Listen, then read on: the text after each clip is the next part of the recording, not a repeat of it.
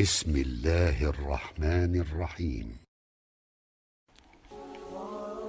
Begijan gurrungni her yerlerden oturup kulak atıp durarlar vardır.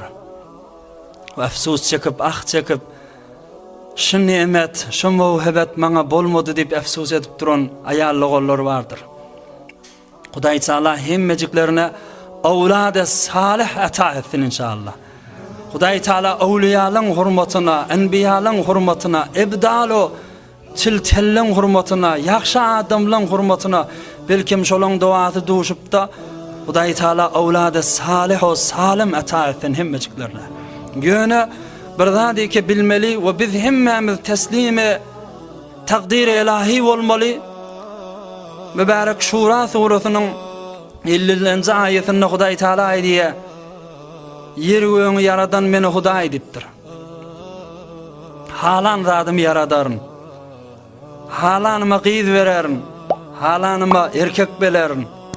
Ve bir toforlarını hem erkek hem qıyız vererin. Ve bir toforlarını naza aqim çağı bolmayan edip koyorun. İnnehu alimun qadir bilip diyandirın. Kudret belene diyarın iptir Huday Teala. Bir hayru hikmet içinde bağ olan sonra diyan iptir. Yöne biz insanlığın vazifesi Allah'tan dilep durmak, umidi üzmesildik. Ey ayallığın ki izdivacına, toyuna neçime yılça yıl geçiptir. Hazır çağa gövreğinde bağlanmaptır. Hiç vakt umidini üzme. Neçe yıllar geçiptir, yaşın ulolşuptir. Hiç vakt umidini üzme.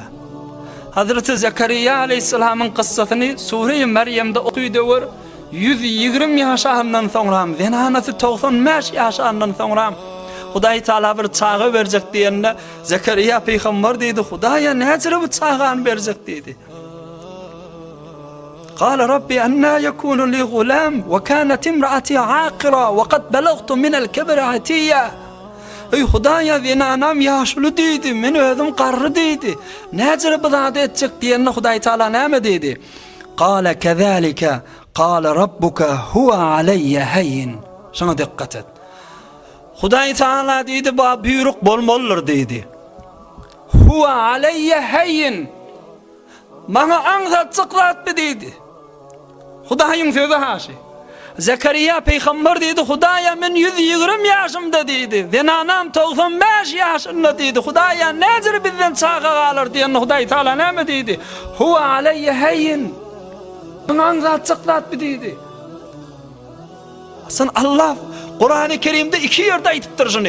Huwa aleyye hayyin. Huwa aleyye hayyin. Huwa aleyye hayyin. Bana beter anlat deyip Kur'an-ı Kerim'de iki yerde ayıptır. İkisi de çağı üçün ayıptır.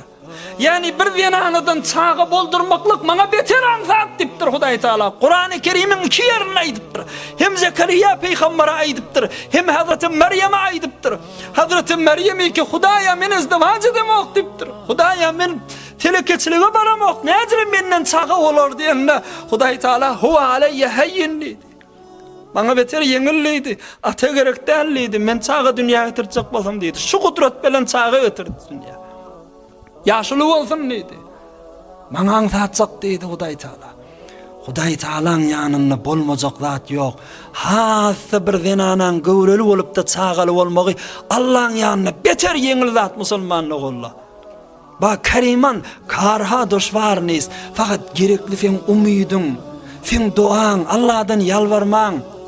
O Huday Teala bermeyen olsa Hudaya hikmetin madır deyip hikmetine teslim olmak. Ama yöne bir duaları ki şu babda geliptir, şunu hem kıyıska halatta aydıveştireyin, belkim benname sebep diye şu ayetlerden okulu verse, fikredi verseler, Huday Teala ihlasına göre muradını yetirsin inşallah. Çağa bolmaklık için, çağa kalmaklık için Hazreti Zekeriya peygamberin duası şumiş. A'udhu billahi mineşşeytanirracim. Rabbi habli min ledunke zurriyeten tayyibe inneke semi'ud dua. Ali İmran suresinin 38. ayeti.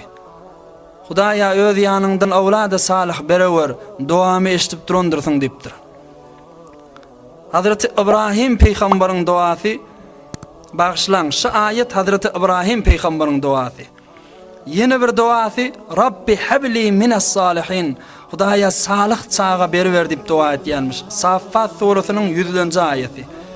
Hazreti Zekeriya peýgamberiň duasy, Rabbi la tazarni farda wa anta hayrul warithin. Hudaýa men ogulgysyz goýmawar, özüň maňa gowjanyşyn goýawer diýip dua edýänmiş.